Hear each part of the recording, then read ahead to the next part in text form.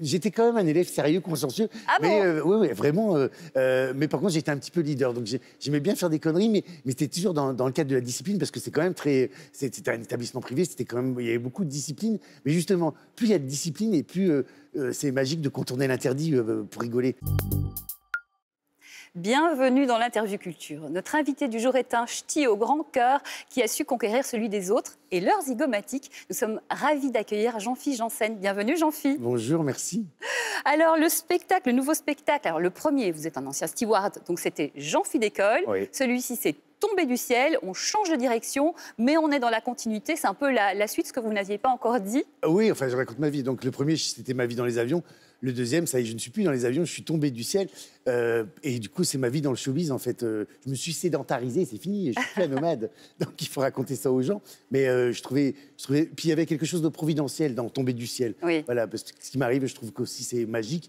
Donc, de faire le spectacle, de monter sur la scène, le showbiz. Donc, Tomber du ciel, c'était bienvenu comme titre, je pense. Ce qui est incroyable, c'est que vous avez changé de vie il y a 7 ans. En plus ou moins 4 ans, vous êtes devenu connu. Vous étiez aux grosses têtes de Laurent Ruquier, vous y êtes toujours d'ailleurs. Oui. Enfin, il y a eu quelque chose assez extraordinaire qui s'est passé dans votre vie. Vous venez d'un milieu très modeste. Comment vous vivez tout ça? Parce que c'est très différent. En même temps, c'est fantastique et en même temps, ça fait peur aussi parce que, ceci dit, n'importe quel artiste rêve de vivre ce que j'ai vécu, c'est-à-dire une reconversion réussie. J'ai galéré, mais pas tant que ça. C'est-à-dire, au bout de 4 ans, j'ai accédé à mes objectifs et plus encore. Donc, il faut être bien ancré. Ouais. Et il faut avoir des bonnes racines, je pense. Et je me suis rapproché de ma famille et des gens qui m'ont connu avant tout ça. Parce qu'on a besoin de choses stables, parce qu'après, tout radicalement change dans votre entourage, et même les gens. Donc, c'est fantastique, mais il faut être bien accompagné. Et je l'ai été, et je le suis encore. C'est ça, parce que sinon, on peut être détourné du droit chemin par... Non, alors détourné de droit chemin, il y a longtemps que j'étais détourné de droit chemin.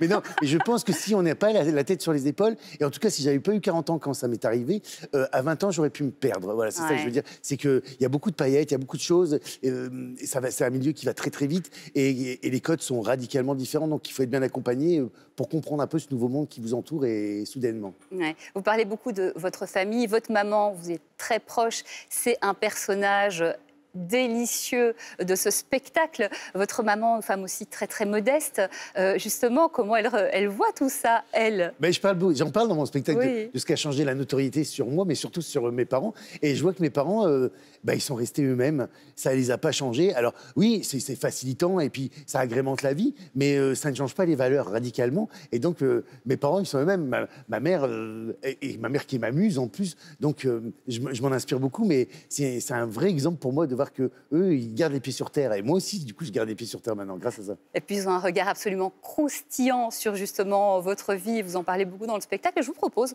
qu'on regarde tout de suite un extrait du spectacle. T'as remarqué ça aussi? À 50 ans, tu fais des bruits de vieux. Tu mets tes chaussures vieilles. Elle avait des principes éducatifs, ma mère. Il fait toujours qu'on soit propre et bien habillé, au cas où qu'on va à l'hôpital. T'as un slip propre, t'as des chaussettes propres? Parce que ce qu'ils vont dire les gens à l'hôpital si on y va à la honte, hein. Ma mère, pour qu'on soit bien élevé, elle nous a mis en internat, collège et lycée privé Sainte-Thérèse d'Avila. Ah bah ça a fini de façonner mon homosexualité. Moi, l'image que j'ai eue de la femme, c'est des culottes de bonne sœur pendues dans la cour comme ça. Hein. C'est sûr que ça fait pas rêver. Oui, effectivement, vous avez été éduqué en partie par des bonnes sœurs. Vous avez dû leur en faire voir de toutes les couleurs à ces pauvres femmes. Ah oui, j'étais quand même un élève sérieux, consciencieux. Ah mais bon? oui, vraiment. Mais par contre, j'étais un petit peu leader. Donc j'aimais bien faire des conneries, mais c'était toujours dans le cadre de la discipline, parce que c'est quand même très. C'était un établissement privé, c'était quand même. Il y avait beaucoup de discipline. Mais justement, plus il y a de discipline et plus c'est magique de contourner l'interdit pour rigoler. Plus on vous interdit des choses, et voilà. Sûr. Et donc, je crois que c'était mes meilleures années, en fait, l'internat. C'est là qu'est née votre vocation pour l'humour? Ça a dû démarrer là mais ça vient de ma mère. Hein. Ça vient de ma mère parce que moi, quand j'étais gamin, ma mère, elle montait sur les tables pendant les mariages pour raconter des histoires drôles. Elle faisait du théâtre au club du village et souvent, elle avait des rôles de bonne sœur, justement, parce que sûrement que sa surcharge pondérale de l'époque faisait qu'on le pensait à elle pour une mère supérieure. Et du coup, moi, j'admirais ma mère, et donc c'est ma mère qui m'a donné le sens du spectacle et puis de l'autodérision. Voilà.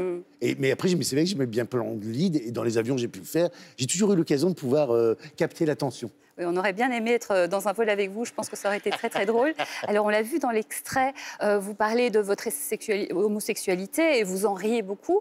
Il paraît que ça aide? Vous avez eu des témoignages de personnes que ça a aidé, qui vivaient mal leur homosexualité? Alors c'est un truc qui m'a beaucoup touché sur le premier spectacle. C'est-à-dire que je recevais des lettres d'ados qui me disaient que comme les parents m'écoutaient aux grosses têtes et que je les faisais rire, ça leur avait donné le courage de faire leur coming out. Et je me suis dit à ce moment-là, waouh, c'est une responsabilité. Je me dis, mais si ça sert aussi à ça, eh ben, tant mieux. Si j'arrive à changer l'image que les gens ont d'un certain stéréotype d'homosexuel, bah, parce que c'est aussi moi. Et donc, c'est pas forcément que de la caricature. Et donc, je trouve que l'image a beaucoup évolué dans tous les sens du terme. Et donc, ça me fait plaisir. Ou alors, il y a des gens qui viennent me faire des réflexions qui sont à la limite complètement homophobes, mais pas pour moi. Par exemple, il y a des gens qui viennent me voir en me disant t'es quand même cool pour un homo. Ouais. La phrase, elle est complètement homophobe, mais je me suis dit, c'est que dans sa tête, j'ai réussi à changer l'image qui s'en faisait. Donc, je me suis dit, bah, ça c'est bien, bah, ça fait évoluer les choses. De toute façon, par le rire et par l'humour, on passe toujours beaucoup de messages. Absolument, et c'est vraiment la magie du spectacle. Ouais.